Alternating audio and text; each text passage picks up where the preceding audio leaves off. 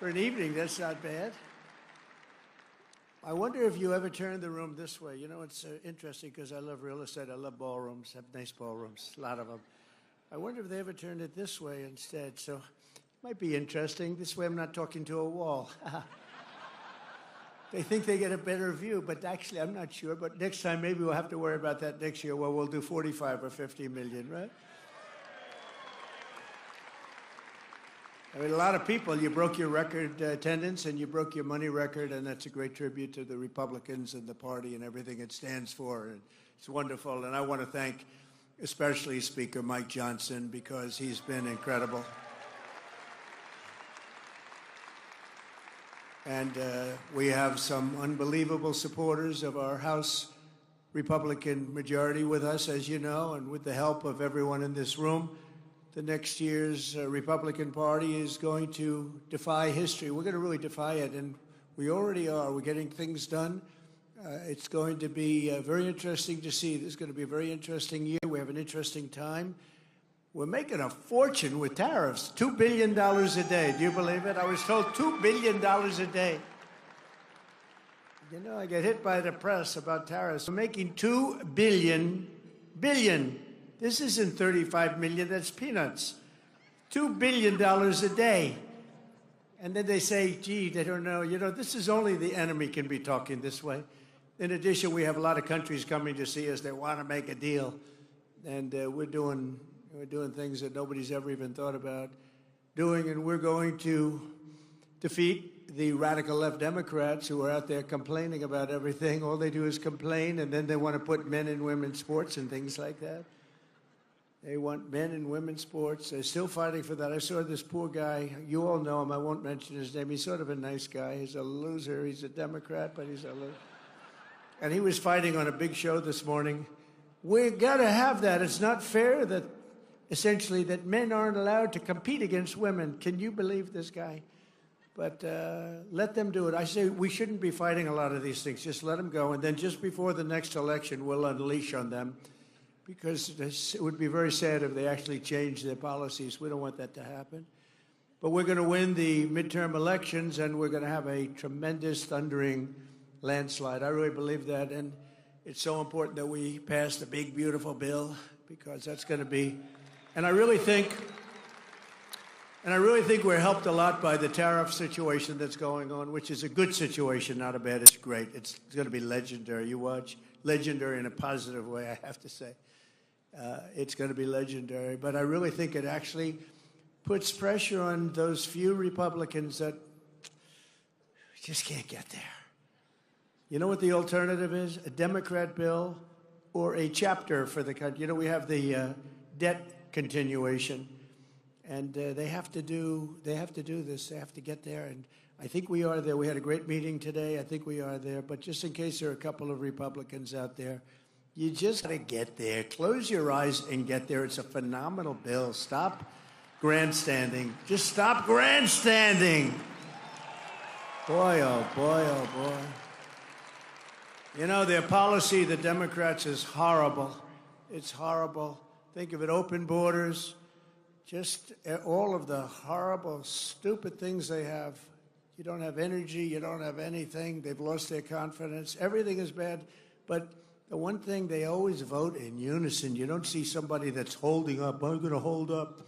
And the alternative is hell. You know, the alternative is hell. So the Republicans, just that one little thing the Republican Party has to do is get together and damn vote. If you're a single guy or a second guy, and you fight like hell for what you get, and then in the end you have to vote because the policy is phenomenal. You know, they don't get every little ounce. It doesn't work that way. And this bill that we're working on now is the best I think we've ever passed.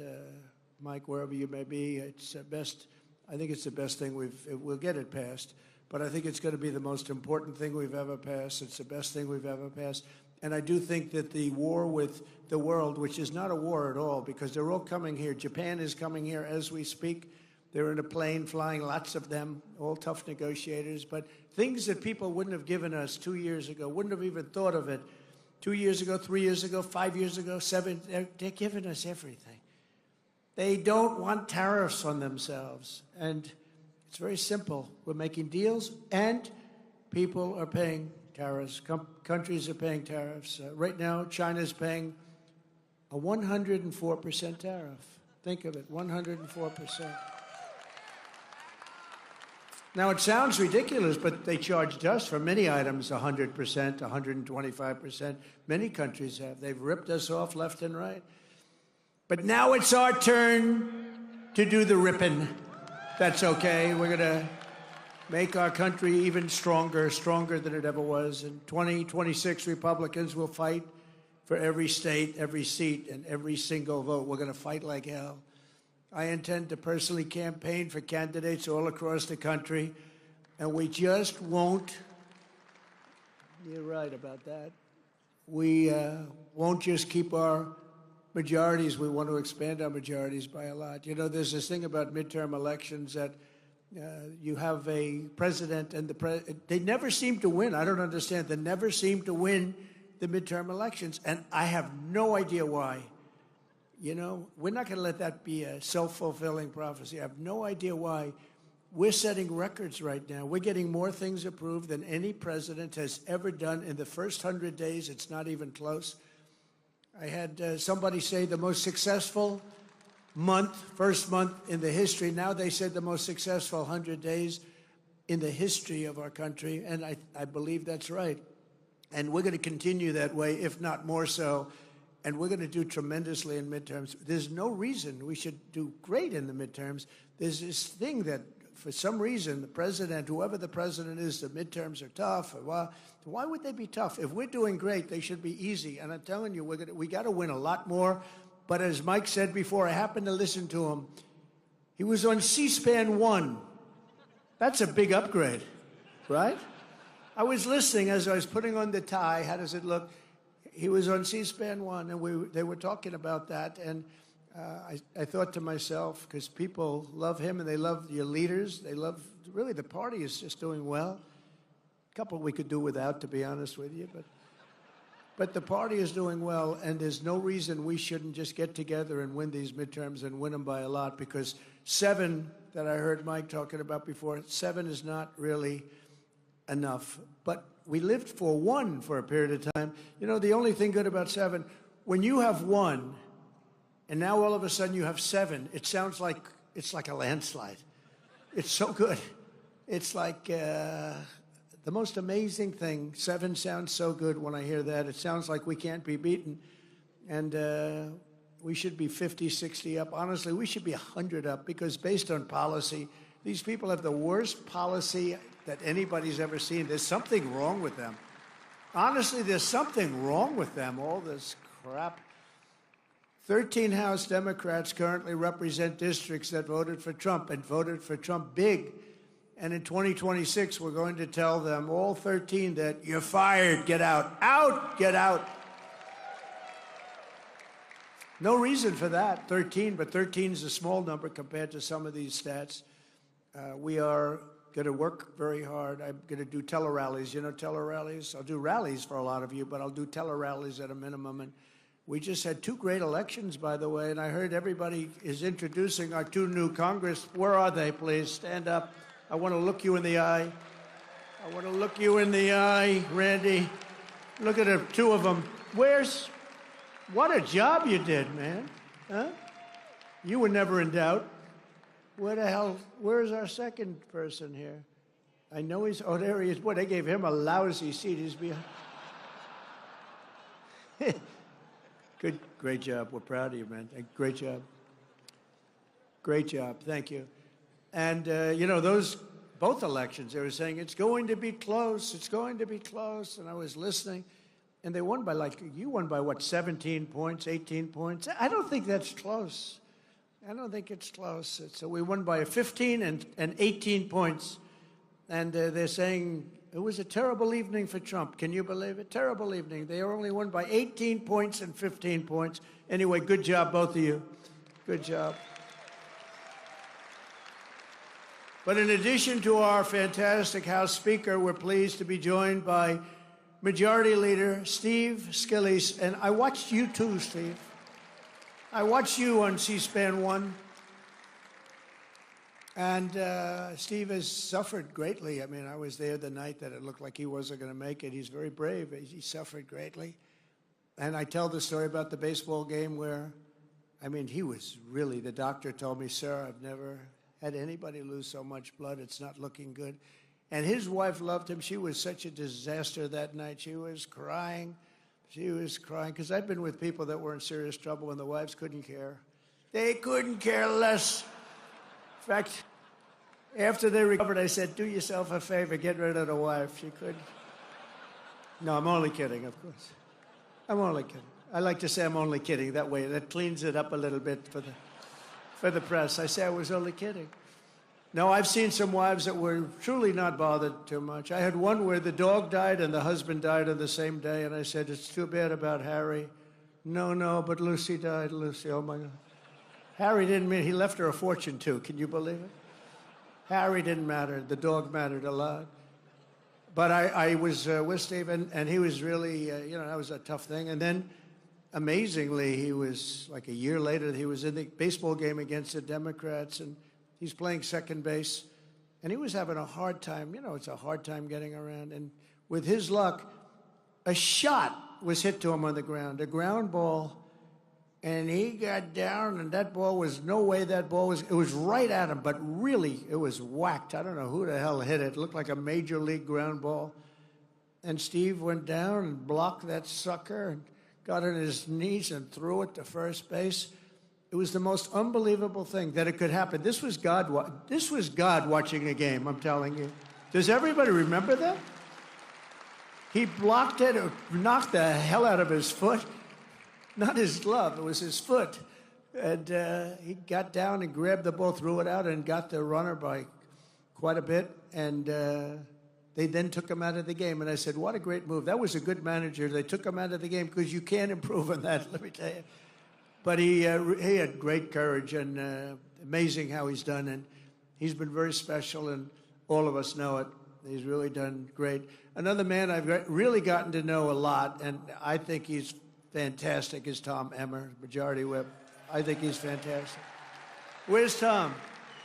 Where's Tom? Where is our Tom?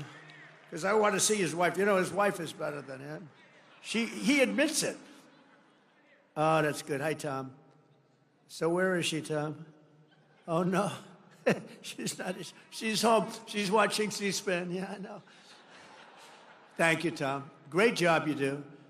And Lisa, you were up talking about Donald Trump tonight. And Lisa McLean, conference chair, she was talking about Trump. And I appreciate it, Lisa. Lisa, where are you, Lisa? Just like a roast. Thank you, darling. I saw your whole speech. I watched you and Steve and Mike. I watched the whole thing. Then they said, sir, we have to leave. You're going to be late. I said, I don't want to watch your speeches. And we have Richard Hudson, the NRCC chairman, who set the record tonight. Richard, great going. That's a great job. And Brian Jack, who was with me from day one of my political career, he was so fantastic. He was so fantastic. And he came to me, he said, do you think it would be okay? He wanted to run for Congress. He always wanted to run for Congress. It was the most important thing. But he was with me, knows so much about politics and boxing. He knows a lot about boxing, too, but he loves politics. But he really just wanted to run. I think his ambition was to be a congressman. And the seat came due. A good member of Congress actually retired, and Brian in Georgia. And Brian said, what do you think, sir? I said, well, you got my endorsement. And he won by a lot, and he's never looked back. He's a fantastic guy and a great political leader, a great politician. Brian Jack. Where are you, Brian? Where are you, Brian? Hi, Brian. Great job. Proud of you, Brian. And more than 160 members of Congress, and I'd like to really, you've done incredibly well. They're really looking back. And, I said before, the Democrats have taken a lot of beatings. They have lost their confidence. They've gone crazy. They've gone crazy. How about this new one they have? Their new star, Crockett. How about her? Is that real? Are they serious about that? That's their new star? If that's their new star, they're in serious trouble. I mean, this is Crockett. Oh, man, oh, man. But we've done a job, but they've totally lost their confidence. And it's a hard thing when you lose your confidence, but they have. They've taken a lot of beatings, and now they're going to rely on Crockett to bring them back. Crockett's going to bring them back. You ever watch this? Last November, all the leaders here tonight were given a mandate from the American people, and at the presidential level, we won, think of this, all 7 swing states. We won the Electoral College 312 to 226. That's not bad, remember? The fake news was saying it's going to be tough because people like Trump, but he should be able to get 270. I actually went to Nebraska and campaigned for 1 vote. I went to New Hampshire. I campaigned because they said that it could be we're 270, 269. So I'm going to all the places, and I'm trying to get 1. We won Nebraska big, but there was 1 area. And I went there. I went all over the place campaigning, and then we get 312. But we won in a landslide, too, because we won the popular vote for the first time of a Republican in decades. And now I think that's going to be done routinely. We won 85% of all counties in America, 525 for them, and 2,725 for us. That's that map that you see. It's all red except for the 2 corners. They have a little line of blue. For the first time in history, all 50 states shifted toward the Republican Party. First time in history. It's never happened. It's a shift. It shifted Republican. And today there are more registered Republicans than any time in the history of our country. How good? How about that? Meanwhile, approval ratings for the Democrat Party have plunged to the lowest level ever recorded. They're at 26%. So you tell me about the midterms, right? 26, the lowest level ever for either party. The Republican Party is a much bigger party now than it was ever before. And I must say that it's the biggest now since you heard the name Donald J. Trump running as a politician. You heard the name before, but not as a politician. I said to my wife, I think I'm going to do this thing. Do I have your approval? Yes, darling, I think you'll win. See, she's a supportive First Lady. I don't know if she believed it or not, but she said it. She said, yes, darling, I think you'll win. How do you think I'll do? Oh, darling, you'll win very easily, even though I've never done it before. I said, I have one problem. I've never done it before. She said, that doesn't matter. You're so talented. I said, thank you very much. This is why we get along. It's easy to get along like that. But we have far more people and far more enthusiasm than the party's ever had. I think I could almost say than any party's ever had. I don't think any party's ever had more enthusiasm than us and spirit. A lot of that's our leadership. The Democrats are a broken party with bad policy. They've lost so much, and both as politicians and as people, they've lost. The stage is set for a monumental victory for the Republicans in the midterms. And many of you, I guess most of you, so many great congressmen and women here. You got some senators here also, but many of you all of you are up. We've got to win. We've got to work really hard, and we've got to win, because there's no way they should be winning based on policy, and it's ultimately about policy. We simply have to keep our promises to the people, and we have to very simply put America first. Put America first. And I said, I ran on common sense. I ran because it sounds like a phrase that would have been used. I don't know. Nobody tells me it was used in politics before. Now everybody's using it. I see the Democrats, some Democrat guy who was just a real sleazeball, got up. He said, yeah, I ran on common sense. That's what I did. Common sense, yeah. And I said, gee, but the problem in politics, you come up with a little slogan and they copy it. But, they copied no tax on tips. Remember, I said no tax on tips. Nevada hadn't been one for many years by a Republican. And state of Nevada, and don't ever call it Nevada. You'll lose 25%. Call it Nevada. It's true. It seems almost nicer the other way. Nevada sounds like Brooklyn. Does that make sense? I come from Nevada. But don't ever call it Nevada, call it Nevada. But as you know, the corrupt globalist establishment that ruled our country for decades is now complaining that I'm doing exactly what I pledged to do in the campaign. All of these things, tariffs, the men and women's sports, everything. The borders, strong borders. We have the strongest border we've ever had today. It was just announced. Strongest border. They don't want to write that. You know, they forget. They forget. Eggs. I came in eggs. Not a very glamorous thing to talk, but eggs. I was in for 1 week, and they said, egg prices are soaring. I said, I've just been here. I didn't know this, please. I didn't know it. The fake news, they're going, egg prices are soaring. I said, man, I just got here. You know, let me know about it. What's going on with eggs? Tell me. So they gave me a little bit of a thing, and it's true. Under Biden, they soared like double, triple, quadruple. You couldn't even get them. They were not available. They said, don't use eggs for Easter.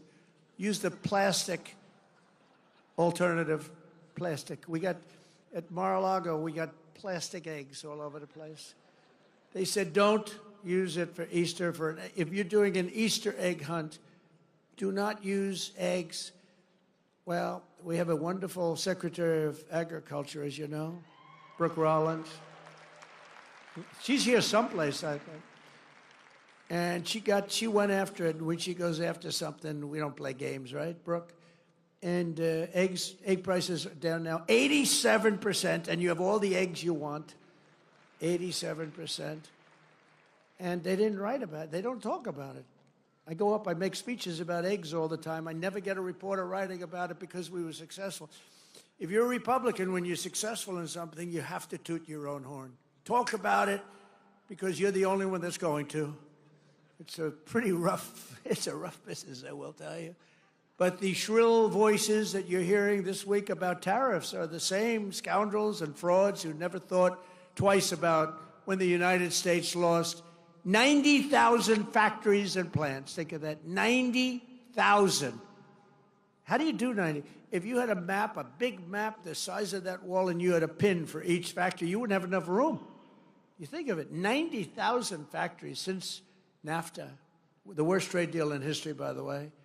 And we had it terminated. Everybody said you'd never be able to. It had to be terminated by Congress, and it was not easy.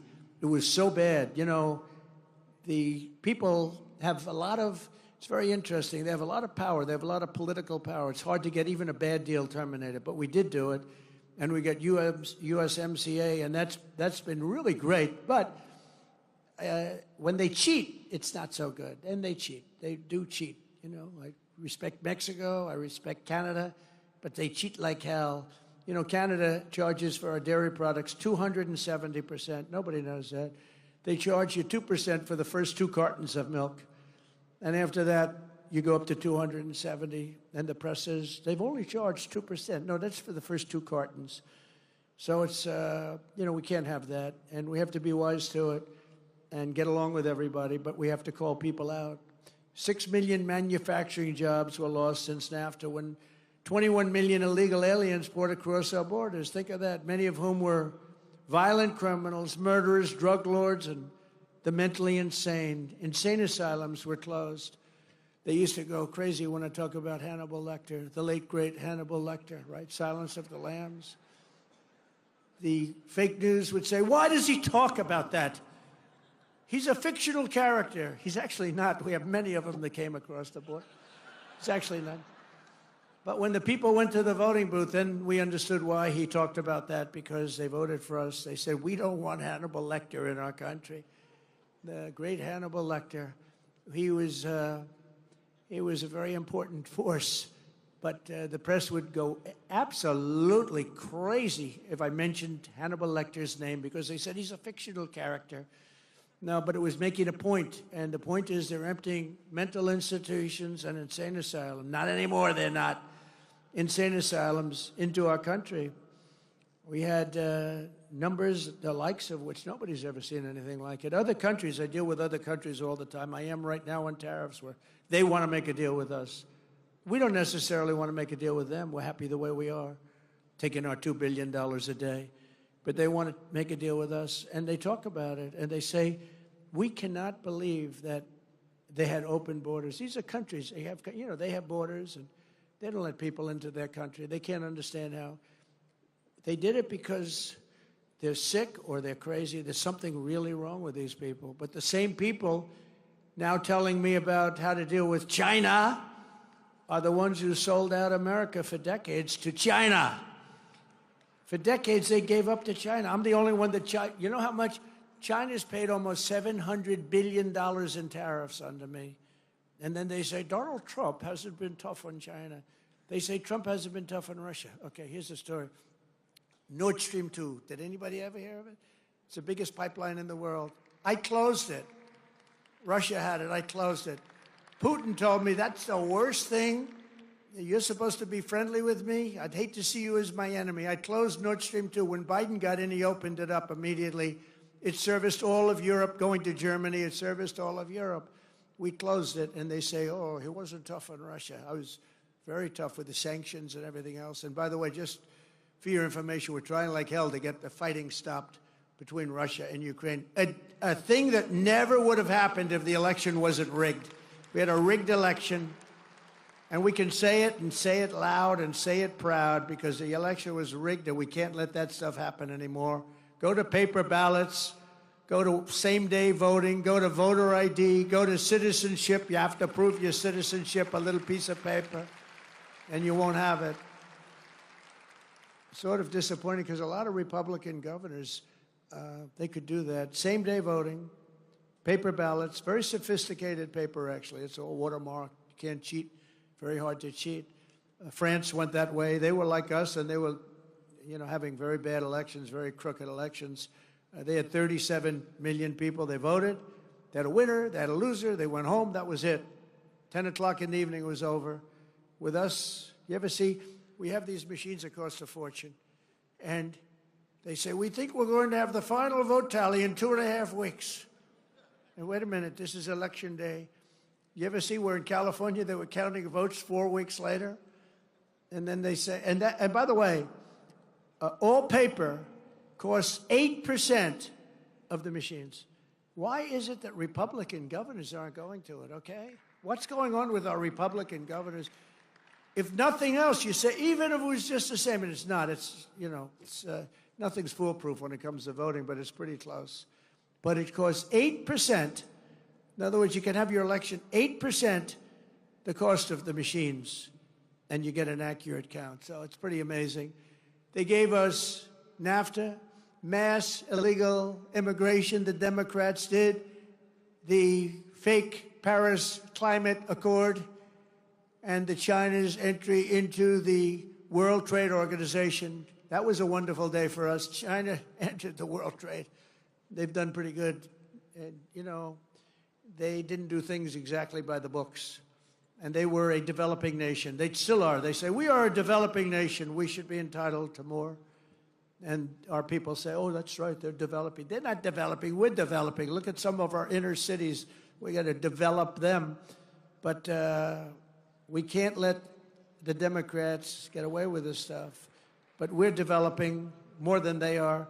The globalists have been wrong about everything, and so I wear their attack on me because nobody has ever been attacked like a man named Donald J. Trump. In the history of our country, nobody's ever, but I wear it as a badge of honor. Nobody has ever been attacked. I was under more investigations than the late, great Al Capone. He was the most violent criminal. He was the most violent mob boss in history, and I was under investigation far more than him. It wasn't even close. Our opponents are not afraid that our America First policies will fail. They're terrified that our strategy will succeed and we're going to get bigger and stronger and better as a party, and that's what's happening, and that is what's happening. It's going to be something, and I'm actually looking forward to the midterms. I really are. We're going to prove that all of their treasonous years of betrayal will not be forgotten, because it's treason. What they did is treason. When they allowed millions of people to pour in through open borders from all over the world, they came. To me, that's treason. What they've done to our country is unthinkable. The money we have to spend to take people out, and then we have judges that say, no, let Trende Araqua come back into our country, the one They want him to come back in. Killers. They cut off a man's fingers because did you, sir, make a phone call to the police in Colorado? Yes, I did. You've attacked us and you've taken over our building. They took over real estate all over Colorado. You did, right? Give me your hand. Put the hand down. Boom. Cuts off his fingers. And they want him back. And how about the mix-up with the MS-13, where it wasn't a Trinidad, it was an MS-13 killer. And they said, oh, they got him mixed up. Let's get him back into our country. No, we need people that are going to love our country. I'm proud to be the president for the workers, not the outsourcers. The president who stands up for Main Street, not Wall Street, who protects the middle class, not the political class, and who defends America, not trade cheaters all over the globe. They're trade cheaters. They cheated on us. They cheated with tariffs on us. They stole our money. They stole our jobs. And now people are going around saying, oh, we're not treating them right. No, we're treating them very good, actually. They're lucky we're treating them so good. And, you know, when I have tariffs and I say, well, we're going to charge what they did. We're going to charge what they did. And then I say, I'm going to charge much less than they did. Believe me, we're actually being nice about it. But we're doing very well, better than we've ever done before. My job is not to maximize the profits of outsourcers and I mean, these foreign corporations are horrible. It's horrible what they're doing, but we're catching them. We're catching them by the dozens. My job is I have to defend the American dream, and I have to defend the American citizens. That's my job. I have to defend that. The American dream is never mentioned. It was mentioned for 4 years, and now it's being mentioned again, but it was never mentioned when we had Sleepy Joe in office. I used to have the hardest thing I had to do with Joe Biden is the nickname. Do I call him Sleepy Joe or Crooked Joe? Could we take a vote, please? Who wants to call him Crooked Joe? Who wants to call him Sleepy Joe? That's my problem. It's like the same. They both work. They both work beautifully. Joe had one ability that I didn't have. He said he was a good golfer. He's terrible. Somebody said the only time I got angry during our debate when he said he was a 6 handicap. He's not a 6. He's not a 36, okay? But he had one ability that I don't have. He was able to go to a beach, bathing suit in tow, because it looked like it was actually falling off.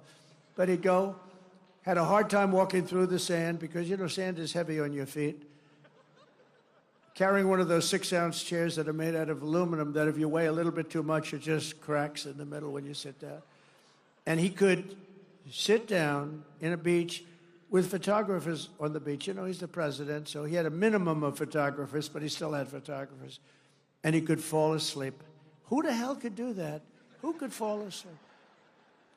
And he'd turn around and drool would be coming out. He didn't care. His wife didn't care. It's an ability that I could never fall asleep under those circumstances. I'd be very conscious of my body and what we look like. I'd be sitting up like this. Then I'd say, darling, it's time to go. Let's get out of here. Well, it wouldn't most people. I mean, this guy could go to the beach, and he was out in seconds. Guys are shooting him. He'd be in the papers the next day, eyes closed, mouth open. The United States has been getting ripped off for 50 years, and we're simply not going to take it anymore, and that's what's happening right now.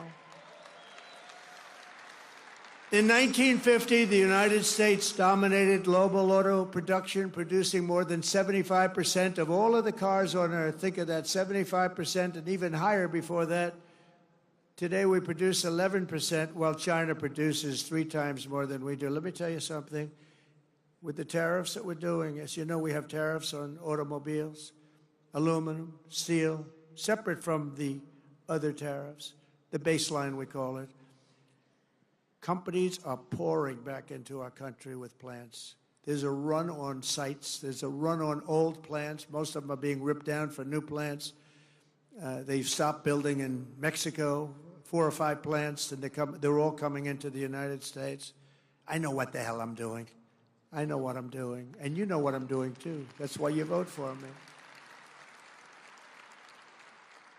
And the chip makers are coming in.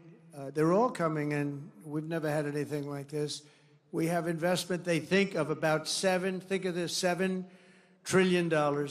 And that's been in a month and a half. Think of that. For the first, you got to give me a little time to get warmed up with that. So let's take the first couple of weeks off. For about a month and a half, we got almost $7 trillion spoken for. Trillion. We've never had that. I don't know if we've ever had it at any time, but if you go back and look at Biden and these other campaigns, any of them, they didn't have those numbers for the year. These are the biggest chip makers in the world, the biggest auto manufacturers in the world. $7 trillion of investment, and that means jobs. I look at it differently, not investment. I look at it as jobs. And they're coming in at levels that we've never seen before. And it is true that Mexico, they've stopped building plants, and those plants are now going to be built in the United States of America. So it's pretty exciting. All because of two things. They say, they want to be nice to me. They say, sir, because of November 5th, the election, and because of tariffs. I said, in that order?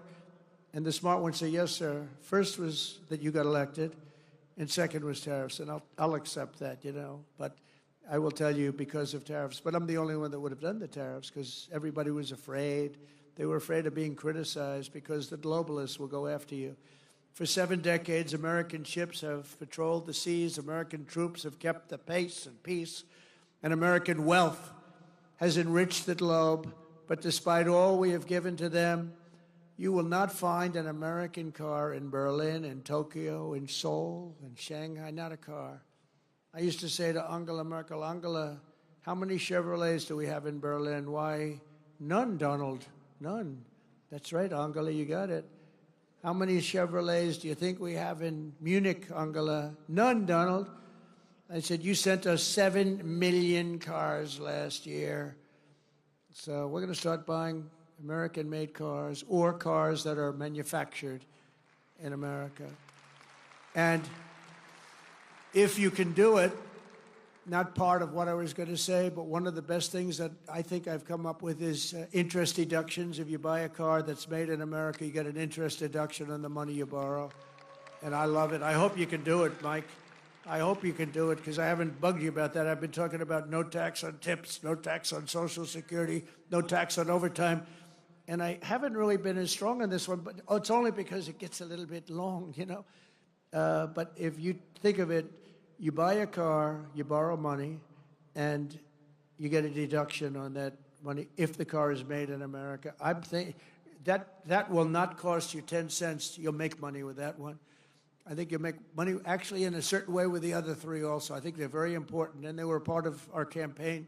I was going to say before that in Nevada, that when I came up with the no tax on tips, I think that's why we won by a massive amount. And interestingly, they came up about a month and a half later.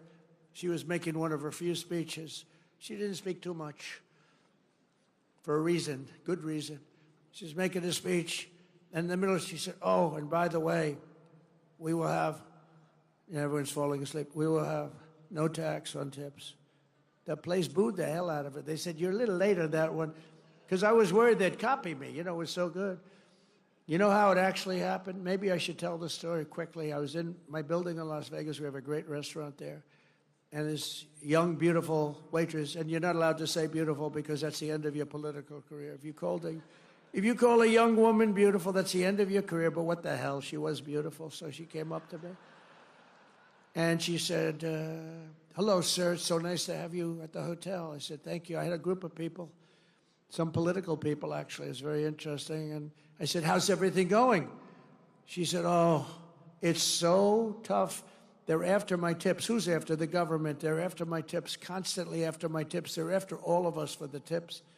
She said, sir, we should have no tax on tips. I said, say it again. What? We should have no tax. She said it. This was my consultant, a waitress from my hotel. Most people go out and spend millions of dollars to come up with an idea. I said, she just said, no tax on tips. That's the coolest thing I've ever heard. So I went outside. There were we finished our wonderful meal, steak, went outside, and there were a lot of cameras, as there always are, unfortunately. I say, ladies and gentlemen, we're going to have a new policy all over the country, but specifically in Nevada. There will be no tax on tips, right? And the cameras went wild. Click, click, click, click, click. And we won the state by a lot, so I don't know. So I have to find that waitress and thank her. She was my consultant, except I didn't pay her $2 million like the other consultants that we all get screwed by. Even worse than the tariffs other countries impose are the non-monetary barriers. That's a non-monetary. These are not financial. These are other things, what they do so that you can't get your product in that country. And China, as you know, is one of the bigger offenders. And it's not all China. Look, I get along with President Xi. I have over the years. But, you know, you just, when COVID came, that was the end. That was it. That was called the bridge too far. But I've always had a good relationship with a very smart guy, loves his country. I love our country. So, you know, we love our country. He loves his. I tell that to other leaders. You got to fight for your country. It's you're not going to fight for us. But we can't fight for you. We're fighting for other countries. We're trying to make them great without making us great. But those days are over. They steal our intellectual property. They rob our trade secrets. They manipulate their currency to levels that have never been seen before. Today it was announced that China is reducing its currency. Did you see that? Big, big. In other words, they're going to make up for it. They got every trick in the book. I'll tell you, they are great. You got to hand it to them. You got to hand it to them. They're manipulating their currency today as an offset against the tariffs. You're not supposed to do that. The game isn't supposed to be played that way. It makes it very hard for us. But in the end, it's not good because they have to buy oil. See, we don't need oil. We don't need oil and gas. We have more than any other country. They have to buy it. That's where it hurts them when they do that. It costs them twice as much. And they ship their products through every one of our trading partners, running up our deficits with these countries. They sell a lot. You know, when you put a tariff on them, they sell it like with steel. They were dumping tremendous amounts of steel into our country during my term. I saved every steel mill. We only have steel mills because of what I did. I put a high tariff on them, 25 and then 50%, and it stopped. It stopped. They were dumping so much steel, we would have lost every single steel mill. The people that like me best are the people in the steel business, but I think the auto business is going to be right there. I think chips are going to be there. I think pharmaceuticals are going to be there. Because, you know, we don't make our own pharmaceuticals, drugs, and other things to get better. They're made in other countries. And you pay a number, I mean, the same package in our country compared to like London and other places is sometimes 10 times more. 10 times more. Something that sells for $88 in London sells for $1,300 here, made in the same factory by the same company. And that's over. I told them all that's over. They put all of their research and development money, they put everything. But what they don't tell you is that these other countries are smart. They say you can't charge more than $88, otherwise you can't sell your product. And the drug companies listen to them. But we're going to do something that we have to do. We're going to tariff our pharmaceuticals, and once we do that, they're going to come rushing back into our country because we're the big market. The advantage we have over everybody is that we're the big market. So we're going to be announcing very shortly a major tariff on pharmaceuticals, and when they hear that, they will leave China, they will leave other places because they have to sell. Most of their product is sold here. And they're going to be opening up their plants all over the place in our country. We're going to be announcing that, so that's breaking news. Ladies and gentlemen, we have breaking news. That's what's going to happen. What other presidents allow China to get away with is absolutely criminal, but I'm not like the other presidents, and it's not going to happen under President Trump. It's just not going to happen. After all of the abuses they've perpetrated, China is attempting to impose additional unjustified tariffs. Just so you understand, they all got rich because of tariffs. You know, now when we do it, oh, it's so terrible what Trump is doing. It's so terrible. They got rich And not only China, many countries. I mean, you look at Vietnam, you look at so many, I could name 50 right now. Biden couldn't do that. He couldn't name any. Name one country. Name any country. What's the name of our country? He doesn't know. That's why additional tariffs on Chinese goods are in place effective midnight tonight at 104%. Until they make a deal with us, that's what it's going to be. I think they'll make a deal at some point. China will, they want to make a deal. They really do. They want to make a deal. They just don't know how to get it started because they're proud people. China will now pay a big number to our Treasury. This is all taxes. And don't let them keep telling you that this is a tax on our people. I hate that. You know, they say it's a tax. No. Often, much of it is paid. And hey, look what happened during my first term. We had no inflation, and yet I took in hundreds of billions of dollars in tariffs and taxes from China. No other president got 10 cents in tariffs or taxes from China. I got hundreds of billions of dollars. Hundreds of billions of dollars. And I still got along with them because they understood what they were doing was wrong. They understood it. When you explain it, they sit up, they say, I've had numerous leaders tell me, you're right, sir, I was waiting for you to bring this up. Because some of the trade deals that were made by predecessors as president were so bad, you almost wonder who did these deals. They were either crooked or stupid. They can be nothing else. They were either stupid or crooked. It's terrible, but it's all being changed. I changed a lot of it in the first 4 years, but it's all being changed. You know, in the first 4 years, we had the most successful country in history in terms of economics. We had an 88% increase in the stock markets. We had an 88% increase. There's never been any president that had an 88% increase. We had 88%. And there are a lot of happy people. And I think we're going to do much better than that this time, because this time I'm doing what I want to do with respect to the tariffs. I think we're going to do much better.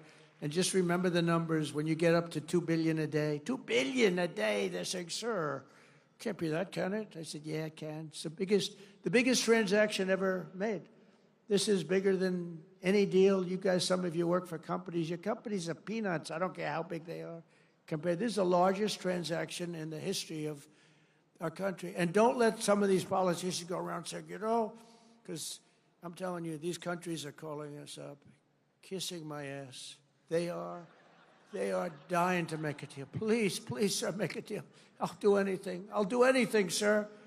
And then I'll see some rebel Republican, you know, some guy that wants to grandstand, say, I think that Congress should take over negotiations. Let me tell you, you don't negotiate like I negotiate. Congress takes over negotiating. Sell America fast because you're going to go busted. You don't. I just saw it today. A couple of your congressmen said, I think we should get involved in the negotiation of the tariffs. Oh, that's what I need. I need some guy telling me how to negotiate. I tell you, the happiest people in the world would be China. They wouldn't be paying 104%. I tell you, they'd be paying no percent. We'd be paying them 104%. That's the beauties. These guys, we gotta be careful. And even the concept of it hurts your negotiation. When they see a little story like that, the other side, you know, it hurts your negotiation. And then the fake news wants to build it up, and it has no chance anyway. But we have to remain united. As I defend workers from unfair trade, House Republicans have a chance this week to bring trillions and trillions of dollars pouring back into America by pushing forward with the largest tax cuts in American history, which is what you're working on right now. The largest in American history. And you know, the reason we had, because we had a great first term and amazing first term, but I saw that the other day that we had the most successful, I mean, I knew it anyway, but I saw that we had 88% increase. That's a tremendous increase. Think of that. And that's with all of the difficulties and all of the fake investigations and the Adam Shifty Shifts. Can you believe this guy? He's got the smallest neck I've ever seen. And the biggest head. We called him watermelon head. I'd say, how could that big fat face stand on a neck that looked like this finger? How can it? It was the weirdest thing. It's a mystery. Nobody can understand it. but he's one of the most dishonest human beings I've ever seen. And, you know, how we can allow people like that to run in office is a shame, but we did. He was in charge of the witch hunt, you know. He was in charge of the fake witch hunt with Russia, Russia, Russia. It was a made-up story. Made up. Think of it. They make up a story. They know it's made up. It's gone on for a year and a half, 2 years. Russia, Russia, Russia. I knew nothing about it. The only thing I knew was that I taxed the pipeline that I told you about, that I put all sorts of sanctions and everything else. They never had a problem like they had with me. But it was Russia, Russia, Russia, constant, as a method of, what they did is that was the complaint about why she lost an election, because crooked Hillary was expected to win the election. But they didn't see what we saw. We saw the biggest crowds in history gathering, only superseded by the crowds we just had. But here's a guy that goes out, and he goes to an intelligence hearing, or whatever you might call it, and it's supposed to be secret. He'd walk out. He'd either make a call off the record, just as crooked Adam Schiff, shifty Schiff. He's a shifty Adam. Or he'd just go out blatantly and have a news conference. And because it had to do with me and my family, he'd go out and have a news conference. And he said, now you've got to remember, he knows it's a hoax because he made it up with crooked Hillary. So he knows it's a hoax because we're dealing with human beings on the other side. He'd say, Donald Trump Jr., the son of the President of the United States, will spend many years in prison because of what he's done with Russia. Now, think of that statement on a human basis.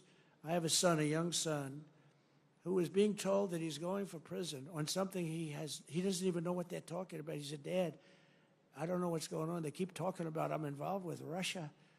I don't know anything about Russia, I swear to you, Dad. And yet, Adam Schiff goes out and makes a statement about a hoax that he made up, that he knows is false. How bad a human being do you have to be? They put my son and my family through that kind of trauma. These are bad people. These are sick degenerates. And I used to be much nicer to them. I gave them the benefit of the doubt, but I've just seen too much.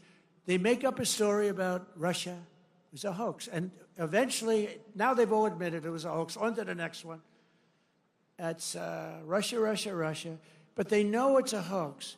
And they say about a young man that he's going to spend the rest of his life in prison because of what he's done with Russia. He knows it's a hoax. How bad do you have to be to have that happen to your son? And, you know, it has a bad effect on a family, a bad effect. You know, are you okay, Don? I am, Dad, but I don't understand. They keep tying me to Russia. I don't know anything about Russia. He didn't know a damn thing about Russia. It's a disgraceful situation. That's why we got to kick their asses in the midterms, and we got to kick their asses again in 4 years. If we slash taxes on American workers and producers, our economy will soar, jobs will surge, manufacturing will boom, and our country will prosper like never, ever before. We got to get this big, beautiful deal done. We got to get it done, and get it done now. Don't wait 2 weeks. Don't wait 2 weeks. Bad things happen. Crazy things happen in politics. Just get the damn thing done and stop showboating. A couple of people want to, sure, we got to get a little bit more. A little bit more, you know what you're going to get? You end up getting nothing. You end up getting a Democrat bill or worse. In the past 11 weeks, we've already created 350,000 jobs. It's unprecedented, including 10,000 manufacturing jobs that we haven't even started yet. Gas prices, you know, when I came in, they said he campaigned on prices coming down and prices going up. They're not going up, they're going down. Gas prices are way down. In fact, they had something $2.50 a gallon. I saw on television a little while ago in between watching my great friends on C-SPAN. I saw that the prices are down to $2.50, $2.60, $2.75. When I came in office, it was $3.50, $3.75. But prices are coming down. Prices on groceries are coming down. Prices of eggs are down like 87%. 87, you know, they got me with that. I told you. Before I even got in office, they were telling me about, they're down close to 87%, and core inflation has dropped to the lowest levels in 4 years. And as I said, we had no inflation in 4 years, despite the fact that I took in hundreds of billions of dollars in tariffs, so we hadn't even started yet. Nearly $6 trillion of new investment, and that number is now revised up to about 7. Apple, great company, is spending $500 billion because of tariffs. $500 billion, not 500 million, that's a lot.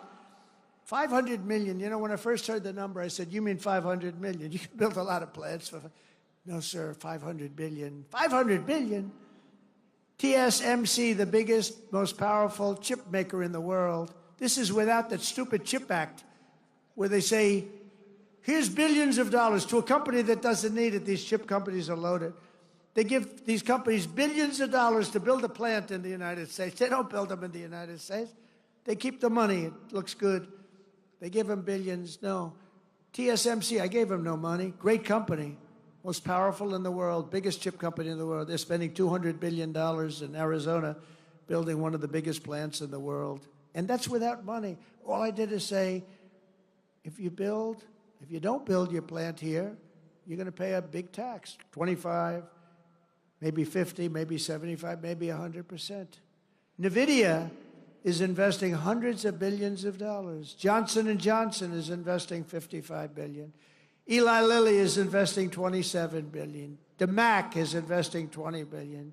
We have billions and billions being invested by Merck, Clarios, Stellantis, General Motors, Honda, Nissan, Hyundai. All are putting in billions and billions and billions of dollars. They're buying sites all over. They're building because they don't want to have to pay 25 and 50% tariffs. They're all doing it. And I think they also have confidence in the country. They have a president that they have confidence in. I know many of them. With the help of people in this room, we are one big, beautiful bill signing away from the greatest economy in the history of the world.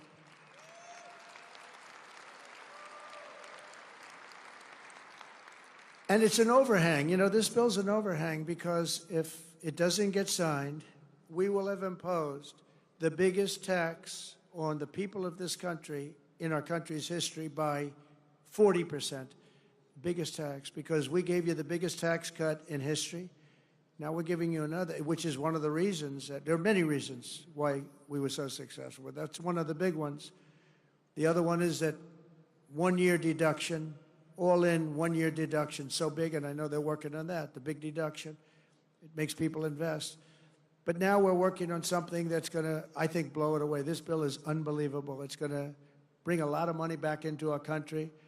But if we don't do it, it's going to be a disaster. And you just better hope that people believe that it was the Democrats' fault, because, you know, they're very good at saying it was our fault. It'll be the biggest tax increase in history. And all my life as I watched politicians, I wasn't a politician, but I watched them and I contributed to them a lot, contributed a lot of money over the years, but I watched it. But all my life I'd hear politicians saying, we are going to give you a tax cut. I will cut your taxes. We will cut your I never heard. They're the only party that says, we are going to increase your taxes. Vote for me. Who the hell ever heard this? Only these people. We're at a strange time. These lunatics go out and they tell everybody how you're going to have a big tax increase. So maybe they want the bill to fail so that we can have a tax. Maybe they'll take credit for it. But I've never heard that said. I've watched politics all my life. I've never seen politicians campaign on, we're going to increase your taxes, except these crazy Democrats. As part of this legislation, I am committed to spending cuts, and I will fight hard to include the elimination of hundreds of billions of dollars in waste, fraud, and abuse in the bill. We've already found hundreds of billions of dollars through Doge, and Elon has been terrific. He's been really terrific. But we've found hundreds of billions of dollars of waste, fraud, and abuse. But now we need to get the budget resolution, and we have to get it passed in the Senate. We have to bring it through the House. It's going to pass in both. One thing I'll say is that Thune has been great. John Thune has been great. And he's worked with your great leader hand in hand. Those two bills are coming up together, and they're very similar. And I didn't know if that would happen. because you have a lot of different rules, procedures, complicated stuff. But Mike has been amazing, and John Thune, and they've worked like amazingly well because they've just been going on at the same time. And we're ready to get this thing done and beyond and get rid of the debt hangover ceiling that's a disaster for our country and for everybody, and to give people the biggest tax cuts they've ever had, because we're going to add them both up together. It'll be the biggest tax cuts. It'll blow away the tax cuts that we got them 4 years ago. If we follow through on this agenda, we will be rewarded with a phenomenal economy and a massive victory at the ballot box in 2026, because we will have a record of triumph like no president has ever had, like no Congress has ever had. They will not be able to even touch your seat. Your seat is secure, and we'll pick up 40, 50, or even 60 seats, and we'll have something that's going to be smooth sailing for years to come.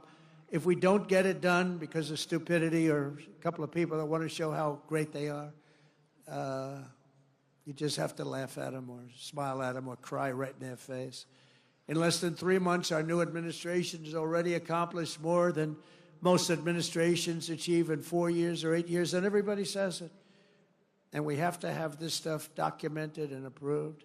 In a matter of weeks, we've achieved the lowest level of illegal border crossings in American history. In history, they have a plaza in front in Tijuana, Mexico. I wouldn't advise going there on a trip, but nevertheless, they have a plaza, a big plaza, held hundreds of thousands of people. Yesterday morning, there were none. There was a man sweeping this massive plate of concrete, massive. And he was sweeping the concrete, and there was nobody there. During the same period last year, Joe Biden released more than 184,000 illegal aliens into our country. Think of it. Many of these people were from jails and mental institutions, as I said. Since my inauguration, we've released a grand total of nine. And they were all, in all cases, medical emergencies. We did that for medical emergency reasons. Last month, we officially designated Tren de Aragua, MS-13, and the Mexican drug cartels as foreign terrorist organizations. And thanks to the Supreme Court yesterday, and today we had a big ruling, too. We had a very big ruling today. But we will continue to deport these monsters under the Alien Enemies Act. Think of that, Alien Enemies Act. Can you believe it? All things we wouldn't have had to do if the election weren't rigged. Now, in reconciliation, we need Republicans in Congress to give us the full funding to permanently secure the border and to carry out. That's part of what we're asking for. Who could fight that? We want to permanently secure. Without a border or without fair elections and without a good press, you don't have a country. Well, we have a lousy press. We now have a good border. And we're going to get good elections pretty soon. There's a lot of clamor for it. I think it's something that you should work on. You should go out and put a bill in demanding. You demand. You know, because the states are just an agent of the federal government, of you. You're to demand paper ballots. You're to demand one-day elections. You know what they do when it's longer than one day? All of a sudden, well, we're fixing the room up. Move those boxes. We're putting an air conditioner. Oh, really? We'll move the boxes back in a few days. Well, we're painting the room. Please move the boxes. And you notice the boxes go out, and then they move back in about half the number. Oh, it's so sick. One-day election. You don't need any more than that. One-day election, paper ballots. It's. I think you should put a bill in. I mean, I don't know. Who's in favor of a bill? Who could not want it? Who could not want it? But I think you should do a bill in that. I think it would be so popular. And more importantly than popular, it's so necessary. You have to have great elections. You have to have fair and free elections. And you've got to have borders. Otherwise, you don't have a country. To quickly bring down the cost of energy and lower the price of everything, on day one, I declared a national energy emergency to drill, baby, drill. We're drilling. Oh, we're drilling. I withdrew from the unbelievably expensive for us, the Paris Climate Accord. So we were paying, it would have cost us $1 trillion, $1 trillion. China doesn't come into it till like 2035. Russia's based on a 1992 standard when the air was dirty. India was based on a very low standard. Except the United States, we had to pay immediately. We would have spent trillions of dollars on that scam. And it sounds so nice. The Paris Climate Accord, what a beautiful name. Isn't it beautiful? It was a ripoff of the United States. Well, don't forget, I'm negotiating with these people, but if you really look, the European Union, why was that set up? It was set up to screw the United States of America. They formed a group of countries, got together, and let's make life miserable for the United States of America on trade and other things, and they have done that. They've done that. They've treated us very badly. We don't sell cars into the European Union. They won't take our agriculture. They want their own, but we take their agriculture, we take their cars by the millions. I terminated the Green New scam, one of the great scams, one of the great hoaxes in the history of our country, only superseded by Russia hoax. I canceled Joe Biden's insane electric vehicle mandate where everybody had to have an electric vehicle in a very short period of time. Everybody was forced to have an electric vehicle. They built some power stations in the Midwest. They look like gas pumps with electricity, right? They spent $8 billion, and 4 of the 9 of them don't work. 4 of 9, they built 9 or 8, but half of them don't work. They spent $8 billion bringing the cables, bringing the wires. What a great investment that was. Billions of dollars they spent. Now people can go out and buy a gasoline-powered car, a hybrid. They can buy whatever they want. We don't want hydrogen because they have some big problems. They blow up, and you never see who is driving the car. You're not recognizable. That's a big problem. They were telling me about, sir, I'm really liking hydrogen cars. I said, but isn't there a problem? Yes, they tend to blow up on occasion. I said, how bad is it? Well, we found body parts 250 yards away from the car. We think it was Mr. Jones, but we're going to go to see his dentist and see if we can. So if you have one of those incidents, let's forget it, right? It's a bomb. It's a bomb. I don't want him to work. I actually said, don't work on it. Between that and windmills, you can have windmills too. Most expensive form of energy ever. Anybody have a windmill by your house? Congratulations, you'll never sell your house. And today I signed historic executive orders to unleash coal production to the highest levels ever.